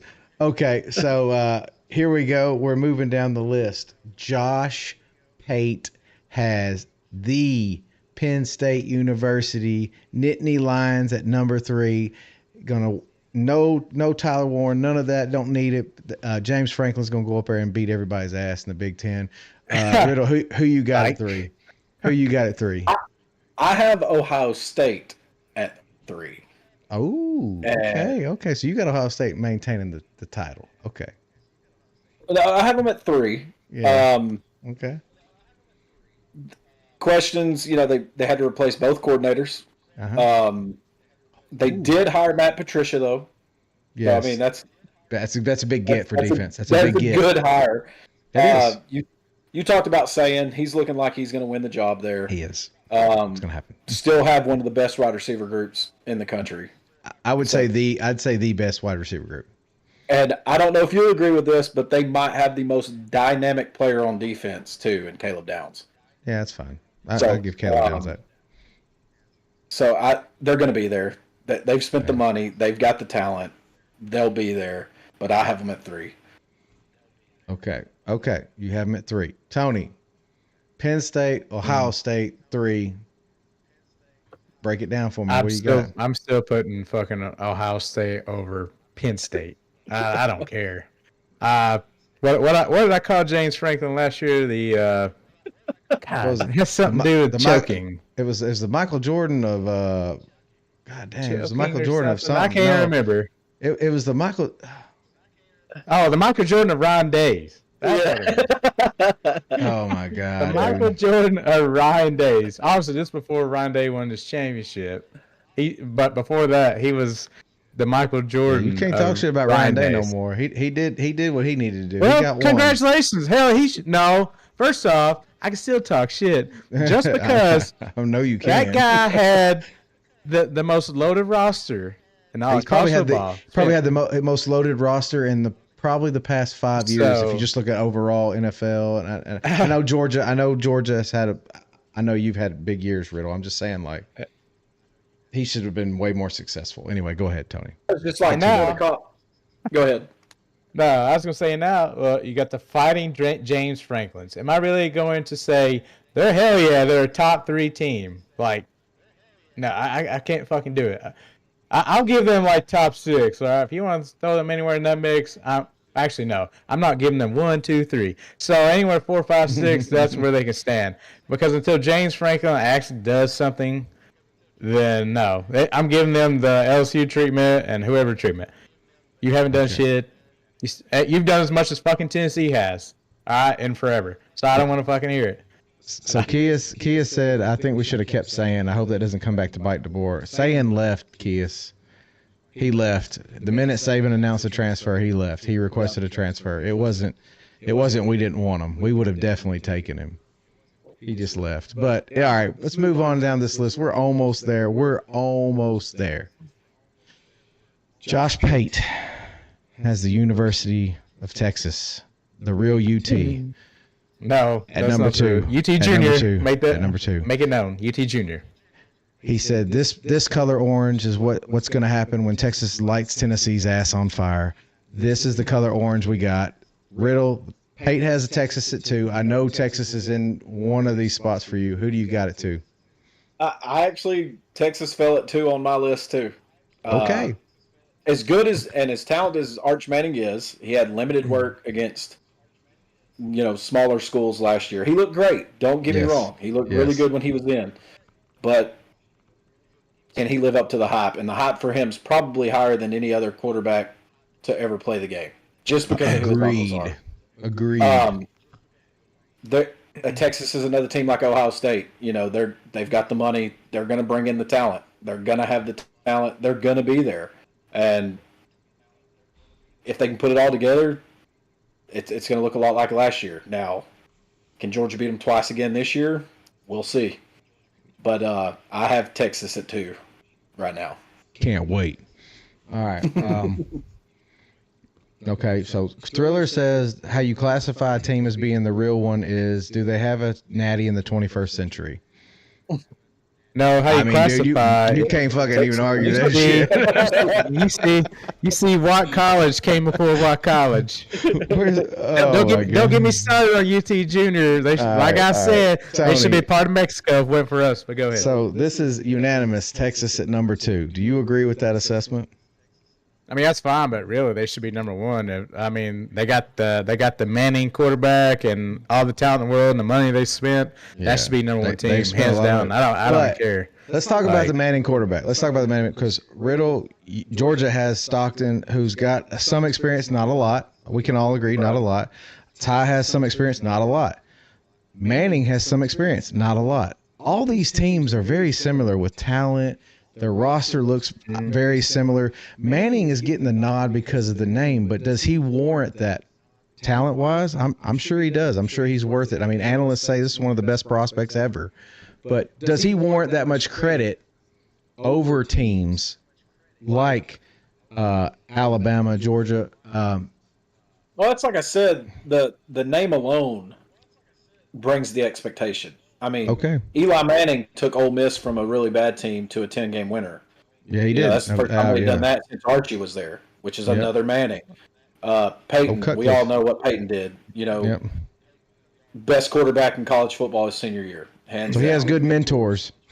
Right. I mean, He's got the best.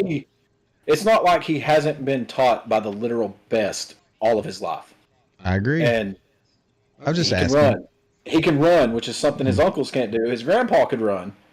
He can make plays with his feet, and as long as he doesn't panic, which I don't think he'll have any problem with it with what they're bringing back. You know, they're bringing back receivers, they're bringing back linemen. They lost some, but they added some. So are those pieces going to fit? I think they're going to be very competitive. I think they're going to be very good. And they're going to be very hard to beat. Now, the only thing I will say about this is, if Manning goes down, where do they turn to? I know they have another guy. I know Georgia has another guy besides Gunnar Stockton. The only thing about some of these places like Ohio State and Alabama is we've actually had to have quarterback competitions. Granted, I think we all know who's going to win those competitions. So I think there's a little bit to be said for depth, but I think we're all playing the quarterback question mark game because, I mean, like if Gunnar Stockton goes down, where does Georgia go? I know they have talent. There's no denying it, but it's going to be huge. The most fun part for me through the entire SEC, damn near, especially with all these teams that we have ranked, they all have young, very talented quarterbacks. Yep. And can those guys meet the expectations that are before them? And like I said, none of them have higher expectations than Arch Manning. Yeah, that's crazy. That's really crazy, actually. I don't even think Nussmeier has those expectations, but no. But anyway, let's see here. Thriller says, fed with a golden spoon of football, but pressure bursts pipes. He can handle it. So okay. We got him at 2, so obviously we think he can handle it. Josh Pate, number one team on his list is Clemson. Number one team on his list is Clemson. Riddle, you've already elaborated. We don't need to go over this again. We'll let Tony rant in a minute. But basically, Clemson brings back a lot. They have a lot of experience. They have a national title winning coach. They have some continuity on some play callers this year. Big defensive coordinator hire. Yes, big hire. Tom Allen, which is a big hire. Offensive coordinator stays the same, and they did have a solid offense last year. So who do you have at 1? And then we'll let Tony rant because I got a feeling it's going to be like Woody Dog. Oh, Tony's going to rant on both of these because I have Penn State number 1. Oh, crazy. Everything they're bringing back, they're bringing that Drew Aller. And to answer the question from earlier, the best running back duo in the nation, I feel, is at Penn State, and Nicholas Singleton and Patron Allen. I mean, those guys, that's going to be a 1-2 punch for that team. They hired Knowles away from Ohio State on the defense that is returning talent. So I know, Tony, how he feels about James Franklin. I know, and I understand that. But this is his best chance this year. This is his best chance. This is his best chance. Yes, I agree with you, Riddle, 100%. Chance. And so we're saying his last chance. It may be. It might be. In this age in college football, winning national titles and just period, it's not easy to do. Yeah. If he don't win it this year, guys, he might as well go to Hawaii and just live out his days. But this is his best chance. And the crazy thing is he's bringing in Knowles. I mean, who worked right beside Ryan Day in Ohio State. So he's got the talent. He's got the defense. He's got the offensive weapons. Can he put it all together? Can he not make a coaching mistake late in a game that's going to cost them? Like that's really what this boils down to. He's got the team to do it. And the receiving core last year, outside of Warren, they really didn't have that go-to playmaker on the outside. And they've hit the portal, and they brought in Pena, Devontae Ross, and then USC transfer for Thriller, Kyron Hudson. And Pena, he caught 84 passes last year, and he's transferred in there. So they've got receivers now, and plus the best running back duo, in my opinion, in the nation. So Aller has no excuses. Penn State has no excuses. This is Franklin's best chance that he's ever had. So yeah, and Florida Cop says, "How is Tom Allen a bigger hire than Jim Knowles?" We're not saying it was a bigger hire. We didn't want to let the cat. We didn't want to let the cat out of the bag for Riddle's top number 1 team. So Tony, The floor is yours. The two number one teams, according to Josh Pate, who gets paid to do this for a living, and Riddle, who sat at the wigwag did this today. Probably researches more than any of us. I know. So they have Clemson 1 or Penn State 1. Go. This sucks. Okay, because I'm pretty sure I just said not too long ago is I'm giving Penn State the LSU treatment. I'm not going to give them that. I'll give them the best. I'll give them top 6. I don't give a shit.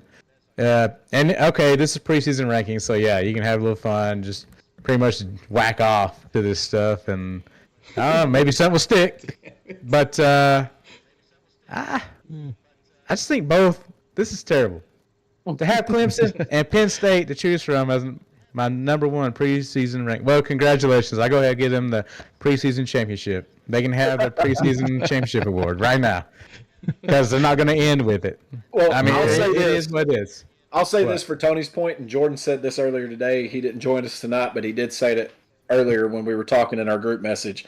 He said, no rankings matter until the first college football playoff ranking. So you're 100% correct, right. But we're just like everybody else now, and we got to have content. So I appreciate it. I appreciate it. I like it. I thought it's interesting. I think how I look at it is though, I know they do the preseason rankings. I'm looking at it as a finish though. Yeah, that's how I get you, and I think that's what they're doing too. But it's still too early to tell. They're high as fuck. Yeah. But it's fun to, like me coming up with my formula today, it's fun to come up with that because we all know this because we've been around college football for a long time. The way that teams finished last year does carry weight into how they start this year as far as the rankings go, even though it's not fair to do that because all teams change every year. Case in point, Florida State. Look where they were. Look where they finished. In the preseason, they were expected to have a big year, and they started 1-9 or something like that.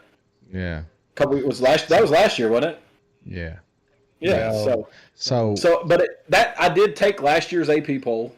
Mm-hmm. It carried weight. I had put like a BCS type system together. I took multiple different polls from different time frames, and I just think I like I said, James Franklin better get it done this year.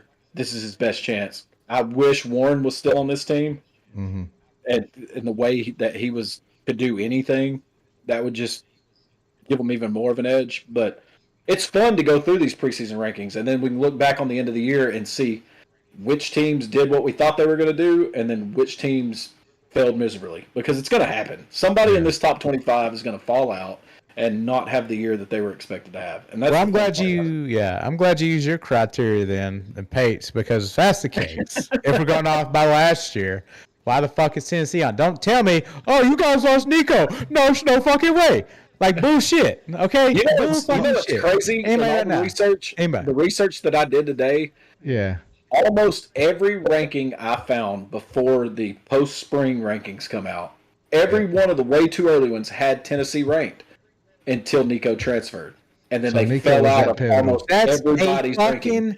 That young quarterback meant that much to the team. These motherfuckers did not watch those fucking games. Any of these games last year. Tony. None. Zero. Tony, Chad has the question of the night, and he says, Jeff, why do you have an Alabama football? And why is it on top? Go ahead and tell him. My girlfriend, well, the reason it's on top is because that's where the opening was. That's first and foremost. But my girlfriend is an Alabama fan, and this signature right here says to Kirsten, Roll Tide, Nick Saban. So that ball's been signed by a lot of people. She asked me if she could put it up with my stuff. I said yes. We will rearrange it. But he finally bet on a winner, folks. He finally bet on a winner, and it's paying off. It's paying off big time. And then, so this is just from the purple. Kia says, tell Jordan to bring his tailback so we can keep these bets going. Yukon Cornelius, and he also asked why we didn't do the Lock, Loaded, and Goated page on the purple, and there's a reason for that. it's going to take a little bit, and we'll talk about that later on another podcast. But anyway, we're working towards it.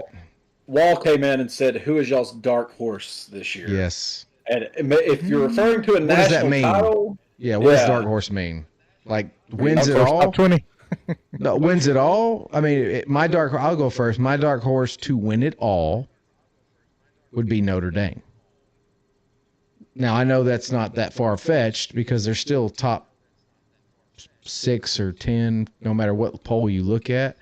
So my dark horse would be Notre Dame just because that would bring a historic program back to significant prominence if they won it all. I'll throw you out a good dark horse. All right. And this is what it is. It's a dark horse. Arizona State.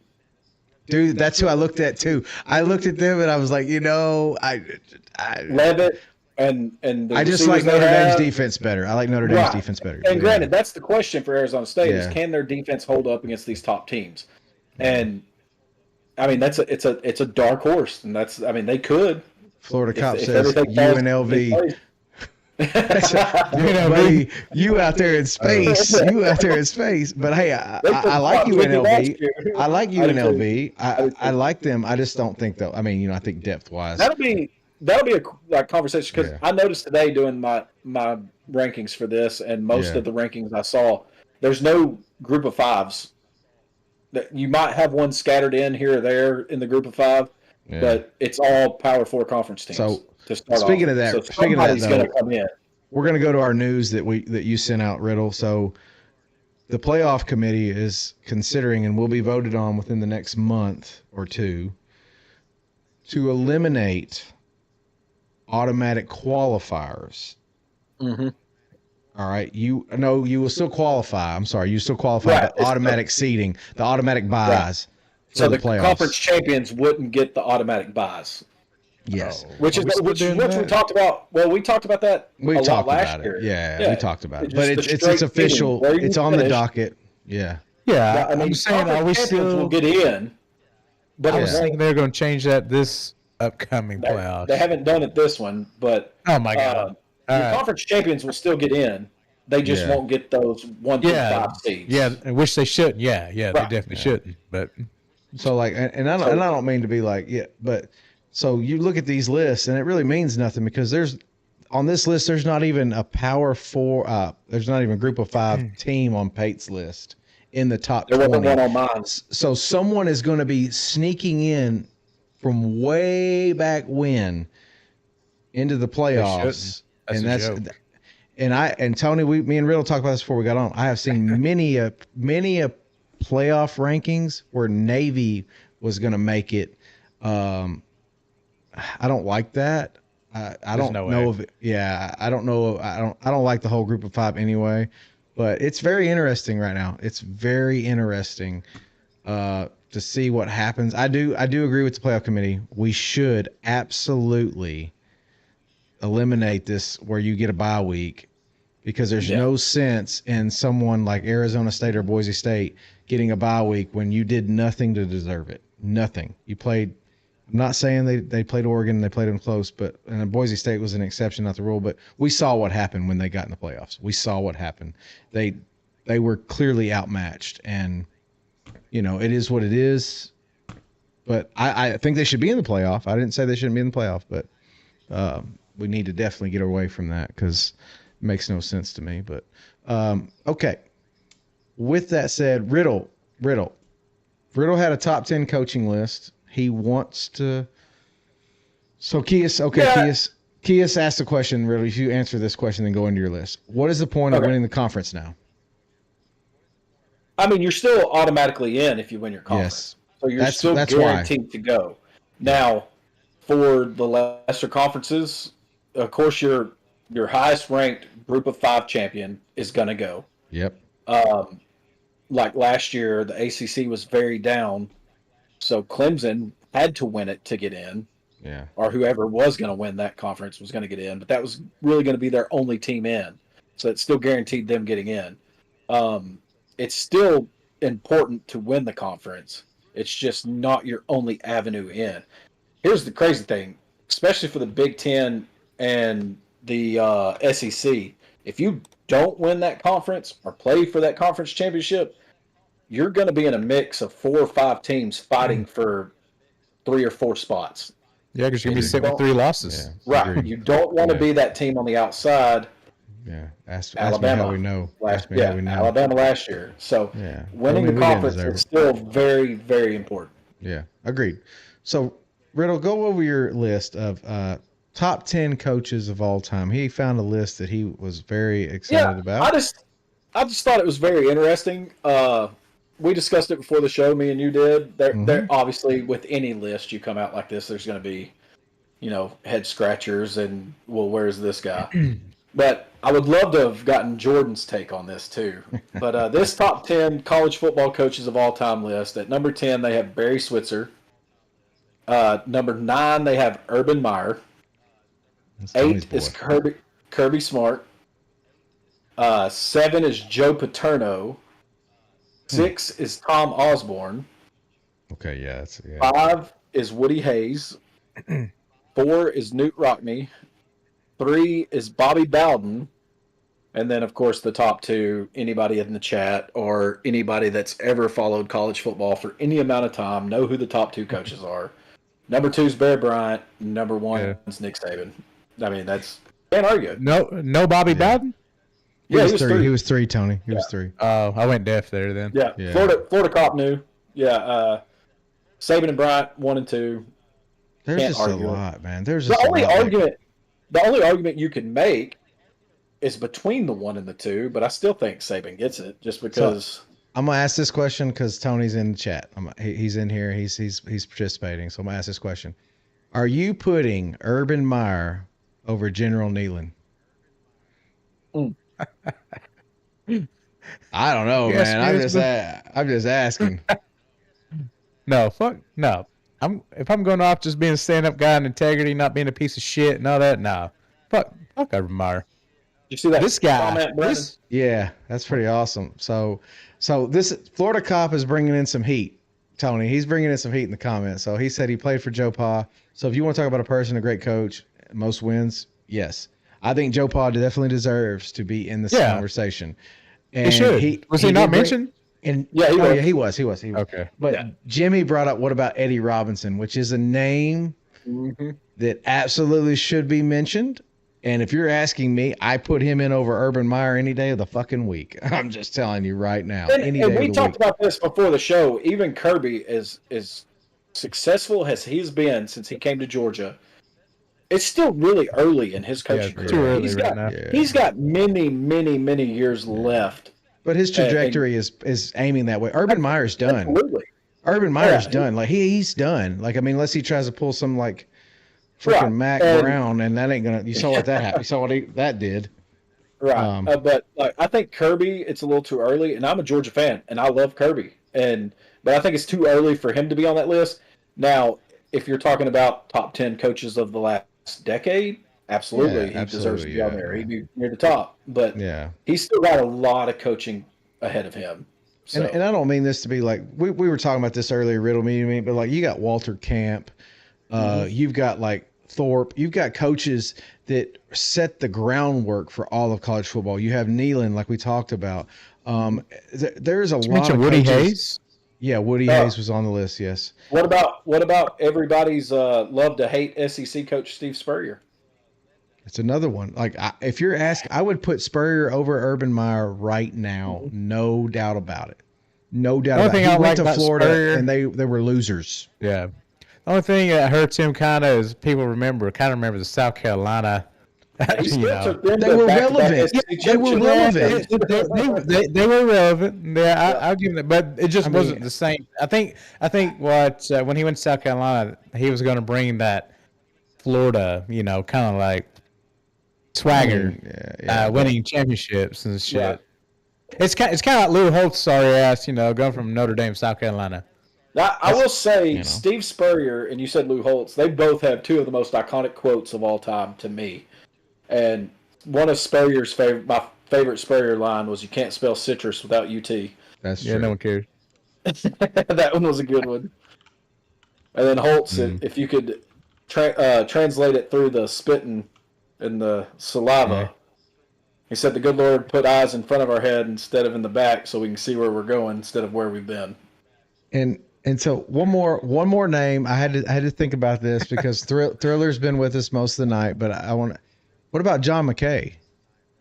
Out of USC. Oh, I mean, yeah, legendary out there. Some of the greatest teams to ever. So glad he didn't say Pete Carroll. No, it's not a legend. No, maybe for like 6 years. 3 years, yeah, or whatever it was. I mean, what? But you got to look at it like, man, I don't know that the list we could argue back and forth. Oh, yeah. I think personally, General Neyland should be on there over someone like Urban Meyer for sure. But I think Eddie Robinson absolutely should be on that list. You know, I mean, but then again, are we looking at just Division I, FBS football? Which, like I said, there's a way to look at this. I don't think Urban deserves to be on that list, even though he was a very successful coach for a very short amount of time at different locations, and that's a big thing. 3 national titles, agreed, right. And he won. He won at Utah. Locations. He won at Florida. Well, with national titles at 2 locations. Yeah. Florida and then Ohio State. Yeah. But does he deserve to be on the top 10 of all time? Probably not. Kirby, not yet. Let's see what Kirby does the rest of his career. Hell, Mark Richt is loved in Georgia because he averaged 10 wins a year for 15 damn years and was really set that groundwork to make Georgia the contender they are today. So Kirby just got them over the hump. So Fat Phil is loved in Tennessee because he bought all the Krispy Kreme stock. I mean, this shit matters. I mean, obviously, but 100%. We could go 15 million ways on that list. I think we know that the top general group. The top two for sure are undisputed. Dude, like even Saban. Saban was just a meticulous, relentless man who demanded perfection. And and Bear Bryant was just a fucking hard-nosed, old-school guy. Smoke a cigar right on the freaking field. If you've never seen the movie Junction Boys, watch Junction Boys. So 100%. But anyway, that's going to do it for tonight. We appreciate everybody that tuned in. Appreciate you on the purple over there. We see you, Kias. Appreciate everybody on the talk. And hold on. We are live. One more question. What is it? Whoa. He says, what are you basing the top 2 on? National titles. Well, not only that, it's longevity, winning long-time dominance, bringing programs to success, because a lot of people don't know this. Bear Bryant was at Kentucky before he came to Alabama. He was at A&M, brought a very bad A&M team to prominence. Very bad. Saban, he won at LSU, went and threw his hat in the NFL ring, then came back to Alabama and turned them into the power that they've been. Yeah. For years and years. I mean, it's you know what? And Saban would have been a very successful coach if the Dolphins would have let him get Drew Brees. 100%. He would have never came to Alabama, and this monster would have never been created. Yeah. But then again, would Kirby have been created? Would all of this stuff played out the way it did? I think he would still would have been. We've argued this before. Yeah. I think we've argued this before. And now, as far as a head coach goes, I will not argue that he probably learned a ton from Nick Saban. There's no denying that. But as far as his defensive mind and everything, he was his own guy. He was one of the best defensive coaches in the nation. I think he would have been successful. I don't think there's no doubt about that. I just, we all pick up. Would Saban be as successful if he wouldn't have coached under Belichick in the NFL? We can't say with that because that's what happened. But he said, Florida Cop said different eras of coaches. You're 100% correct. The only argument I'll say is Bear Bryant fits the mold of the Joe Pa, Bobby Bowden kind of style of coach. Mm-hmm. And I think he was one of the best to do it. Bear Bryant was. I said one of the best. I'm not going to say the best. I said one of the best. Which, Saban, again, it's they won everywhere they went, and that speaks a lot. Saban created the biggest dynasty in college football history.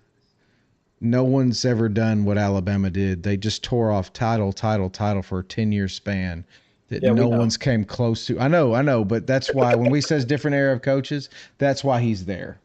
That's why he's there. 2012 still hurts. Yeah. 2018 It's still fantastic. Yeah. 20 years. Yeah. You're right. But when I say Saban, I said, 2009 was his first title. 2020 was the last title. You're talking about 11-year span. You win 6 titles. I mean, that's about as dominant as I've ever heard college football. So, but yes, I agree. Anyway, that's going to do it for us tonight on Lock, Loaded, and Goated. We are here live during the football season every Wednesday and Saturday night at 8:30. You can find us on YouTube, Twitch, or TikTok. We're also trying Kick out. So we have many options for you. You can listen to this podcast on Amazon Music, Apple Podcasts, and Spotify.